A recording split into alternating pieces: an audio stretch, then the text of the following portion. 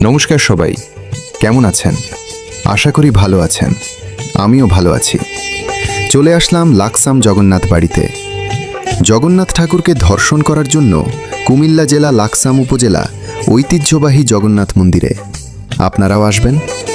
মন্দিরটি যেমন দেখতে সুন্দর, তেমনি সুন্দর ওই এলাকা এবং লাকসাম পৌরসভা, লাকসাম বাজার। এখানে আরও আছে মন্দিরের পাশে অনেক সুন্দর একটি পুষ্করিণী, দেখতে অনেক সুন্দর।